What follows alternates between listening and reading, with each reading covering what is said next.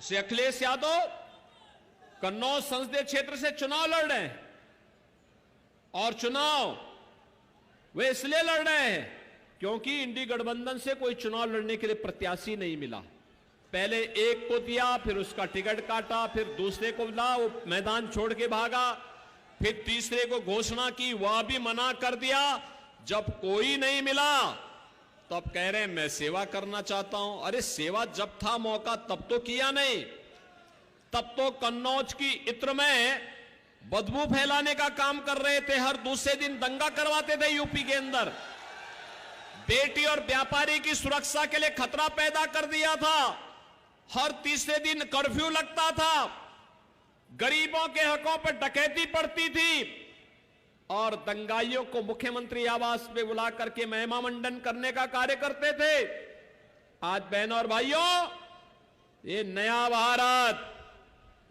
भारत का नया उत्तर प्रदेश आज दंगाइयों से और कर्फ्यू कर लगाने वालों के साथ कैसे निपटता है, ये तो आप भी देख रहे होंगे। प्रदेश भर में 7 वर्ष में कोई दंगा नहीं हुआ, कोई कर्फ्यू नहीं लगा, बेटी और व्यापारी सुरक्षित है और उत्तर प्रदेश विकास की मुख्य धारा के साथ जुड़ करके वन डिस्ट्रिक्ट वन प्रोडक्ट के माध्यम से हर जनपद की एक नई पहचान को वैश्विक मंच पर ले जाने का काम कर रहा है। ये नया भारत, बहनों और भाइयों, ये नया भारत केवल बोलता ही नहीं है, करके दिखाता भी है, करके दिखाता है। भारतीय जनता पार्टी ने कहा था ना कि रामलला हम आएंगे, मंदिर वही बनाएंगे। तब समाजवादी पार्टी के लोग राम भक्तों पर गोलियां चलाते थे ना, बोलते थे ना कि परिंदा भी पर नहीं मार सकता। इनके समय में अयोध्या में आतंकी हमला हुआ था ना, एक तरफ राम भक्तों पर गोली चलाएंगे और दूसरी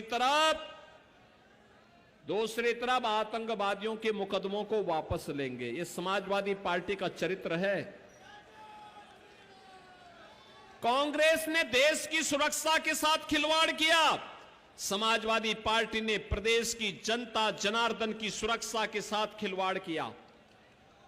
ये दोनों एक ही थैले के चट्टे बट्टे हैं और इसीलिए हमेशा मिलकर के फिर जोर आजमाइश करना चाहते हैं।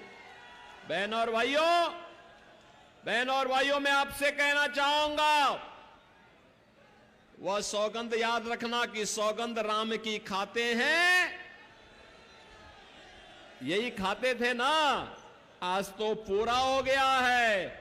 अब भारत के निर्माण के लिए, नए भारत के लिए, आत्मनिर्भर भारत के लिए, विकसित भारत के लिए मोदी जी के नेतृत्व में जो संकल्प पूरा देश ले रहा है, उस संकल्प के साथ जुड़ने का अवसर आ गया है।